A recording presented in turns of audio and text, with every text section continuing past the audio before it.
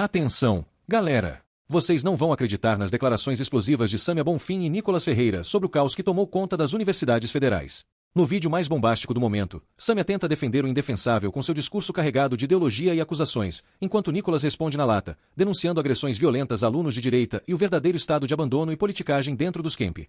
Sâmia Bonfim insiste em pedir mais dinheiro para um sistema que ela mesma chama de falido, inacreditavelmente minimizando as pichações, brigas políticas e até agressões físicas contra estudantes que pensam diferente.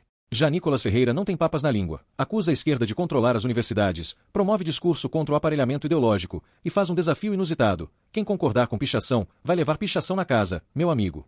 Quer ver esse embate acirrado, cheio de polêmica, denúncias de violência e discursos inflamados? Quer entender essa treta toda e ficar por dentro dos bastidores das nossas instituições de ensino? Então corre para assistir o vídeo completo.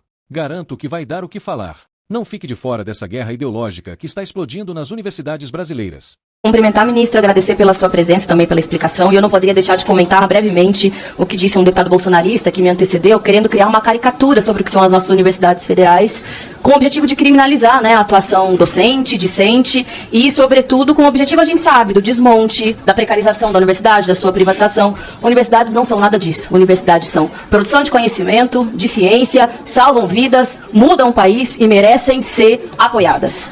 E é o mesmo deputado que na última semana foi para a tribuna pedir anistia para os golpistas do 8 de janeiro. Deve achar lindo, aí sim, o quebra-quebra, a depredação que fizeram do Palácio dos Três Poderes da República. Para esses é anistia. E para os universitários é criminalização que eles querem. Mostra a real faceta dos bolsonaristas. Concordo com o diagnóstico que foi feito sobre o que significou a gestão Bolsonaro para a educação pública brasileira. Mas, ministra, é justamente por eu defender as universidades federais que eu não posso deixar de falar também do que significa o problema grave do orçamento para as nossas universidades. Esse ano estão previstos 5,7 bilhões para financiar 69 unidades federais de ensino superior. Esse orçamento é metade do ano de 2011, que foi antes da expansão territorial e também da entrada e da democratização, do acesso nas universidades. E é um orçamento, inclusive, 27% inferior ao de 2019. Isso já é uma situação de agonia orçamentária para as universidades, que se agrava com o decreto da última semana, o decreto 12.448, que é chamado de cronograma de execução orçamentária, como se fosse um bloqueio, mas que na prática significa um corte, porque 61% dos recursos podem ser utilizados até novembro e 39% em dezembro. Isso, na prática, inviabiliza o pagamento de questões fundamentais de infraestrutura, de bolsas acadêmicas, de assistência estudantil. Também impacta a pesquisa e extensão dos cerca de 600 campi espalhados pelo Brasil. Uma série de entidades já emitiram notas, como a Andifes, o Sinasef, isso também é a nota da Universidade Federal do ABC, que fica ali no estado de São Paulo, da comunidade acadêmica da UFSCar, da Unifesp também, que me procuraram muito preocupadas. Eu não tenho dúvida de que isso é um reflexo da política econômica e fiscal que vem sendo adotada nos últimos anos. Não é à toa que desde 2016, pós-teto de gastos, que a gente viu uma diminuição do investimento das universidades e que isso é reflexo direto da política do arcabouço fiscal, que além de impactar o orçamento das universidades, ameaça os pisos constitucionais da educação e também da saúde. É por isso, ministro, que fica aqui o meu apelo para que a gente reveja esse decreto. Eu sei que, enfim, foi feito pela Fazenda, mas acho que é fundamental também um posicionamento público aqui. Mais 30 segundos, peço por gentileza, presidente. Também do Ministério da Educação com relação a isso. Os estudantes estão chamando um dia de mobilização no dia 29 de maio, o qual nós apoiamos. O nosso mandato, junto com a deputada Fernanda Melchiona, apresentou um projeto de decreto legislativo para a revogação dessa portaria de estrangulamento orçamentário, mas fica aqui o nosso posicionamento. As universidades estão agonizando e a sua atividade acadêmica não pode paralisar, de acadêmica, de pesquisa e de assistência aos jovens negros e oriundos das periferias que hoje ocupam os bancos das universidades. Obrigada, presidente. Antes de mais nada, ministro, eu gostaria só de ressaltar um ponto. É interessante de que, no mínimo, o senhor demonstra, de fato, um interesse pela sua pasta. Isso é muito válido, eu aprecio isso, até mesmo porque não vejo isso no restante do governo, sendo bem sincero. Admiro sua postura quanto a rechaçar, enfim, pichações ou antidemocracia dentro da universidade. Não defendo uma universidade de direita, não defendo uma universidade de esquerda.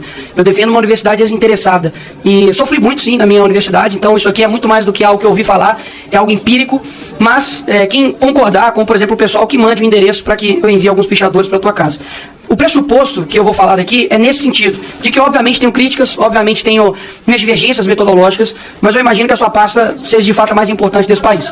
O governo Lula, inclusive, discorda de qualquer tipo de pichação, seja em patrimônio público aqui na Praça dos Três Poderes ou em universidades, para deixar claro para quem não entendeu.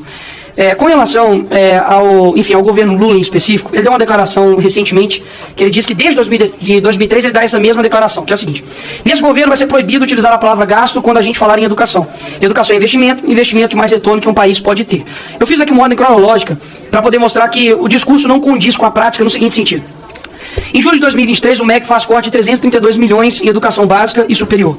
Em novembro de 2024, o pacote de corte de gastos retira 42,3 bilhões nos próximos 5 anos do orçamento do Ministério da Educação. Isso, o maior alvo, inclusive, é verbas para ensino integral. Em 30 de novembro de 2024, a educação tem bloqueio de 1,6 bilhão no orçamento. Em março de 2025, inclusive o senhor disse que os clientes são os nossos estudantes, os estudantes o receberam, abre aspas, que contradição, tem dinheiro para banqueiro, mas não tem dinheiro para educação. Isso é uma visita à Universidade Federal de Alagoas, após o governo Lula anunciar os cortes no orçamento do Ministério da Educação. E agora, neste mês de maio, a Academia Brasileira de Ciências, abre aspas, diz que o governo Lula está desmontando universidades.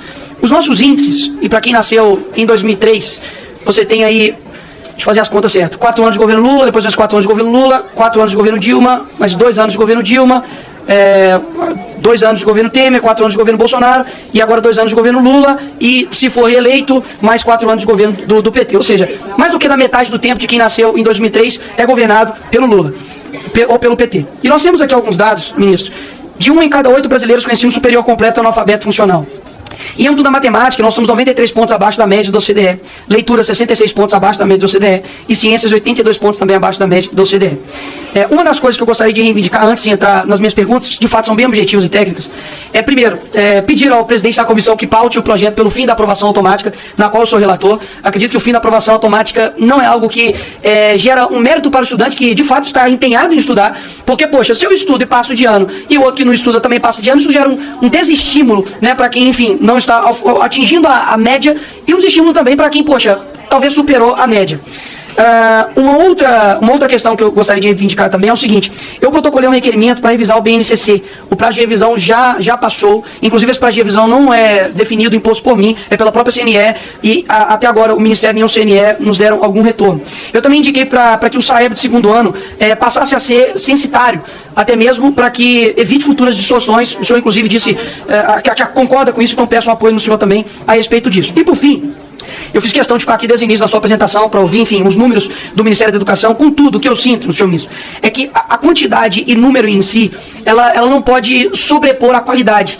Então, eu peço para que, se isso de fato for um norte do Ministério, para que o PNE seja, a bússola do PNE seja o critério de qualidade, para que a gente coloque critérios específicos e não somente questões de números. Eu vou tentar fazer com 30 segundos, já que todo mundo pediu os 30 segundos, eu vou usar os 30 segundos para finalizar aqui as minhas perguntas. Vou ler aqui no velocidade do Sonic.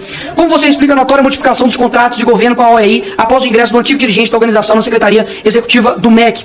O MEC retirou o livro didático da educação infantil no rol dos objetivos do PNLD 2026. São os professores que escolhem se ou quais obras querem receber. Sobral, Singapura, Portugal e as melhores escolas particulares brasileiras utilizam. Vocês impediram as crianças de receberem porque não confiam nos professores ou porque não querem que o mesmo nível educacional de Sobral para todo o país. Inclusive, te dou mérito nesse sentido de Sobral. E a última pergunta é que ele está aqui, inclusive, que é o presidente do INEP, Manuel Palacios. Ele fez uma avaliação a respeito das políticas educacionais, como, por exemplo, o programa de alfabetização, que gerava resultados positivos, foi uma avaliação dele, e, infelizmente, não teve nenhum tipo de estudo ex ante ou ex post para poder, enfim, finalizar esse tipo de movimento de descontinuidade, né, de política educacional. A mesma coisa aconteceu também com as escolas cívico-militares, enfim. E aí, o que você acha dessa treta toda?